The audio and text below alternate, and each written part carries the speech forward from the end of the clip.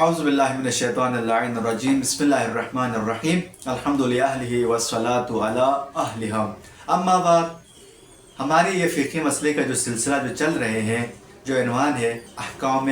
غسل یعنی غسل کے احکام اور غسل کے دو قسمیں بیان کیا تھا غسل ارتماسی اور غسل ترتیبی اور غسل ارتماسی کی بھی دو قسم تھے ایک غسل ارتماسی دفعی تھے ایک غسل ارتماسی تدریجی تھے تو آج ہم نے ان سے فارغ ہونے کے بعد ہم بیان کر لیں گے جس شخص پر کئی غسل واجب ہو یعنی انسان پر ہو جاتے ہیں کئی غسل واجب ہو جاتا ہے مثلا مس میت بھی ہے جنابت بھی ہے یہ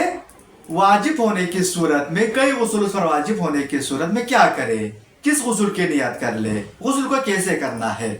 ہمارے یعنی آج کا ٹاپک یہ ہے تو اس میں جس شخص پر کئی غسل واجب ہو تو ان سب کی نیت کر کے غسل کر سکتا ہے ان سب کی نیت کر کے ایک غسل کر سکتا ہے کئی غسل واجب ہوا مثلا 2 ہو 3 ہو مثلا خواتین پر 3 ہو 2 ہو 4 ہو یا مردوں پر غسل مس میت بھی ہے اور غسل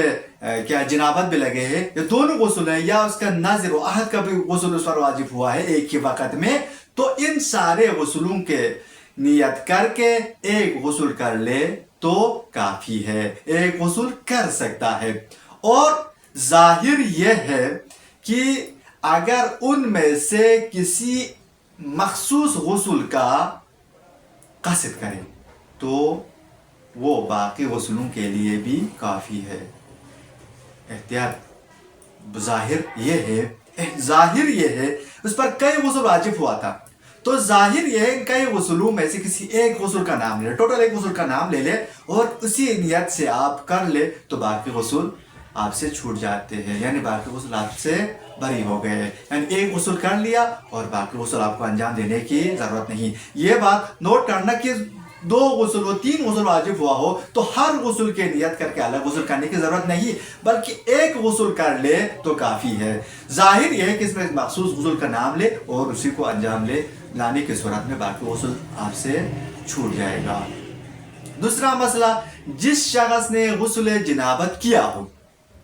جس شخص نے غسل جنابت کیا ہو ضروری نہیں کہ نماز کے لیے وضو کرے یعنی غسل جنابت کرنے کے بعد دوبارہ وضو کرنے کی ضرورت نہیں بلکہ اسی غسل کے ساتھ وہ نماز پڑھ سکتے ہیں لیکن ہاں یہاں پر ایک بات یہ ہے کہ یہ بات بھی نوٹ کرنا کہ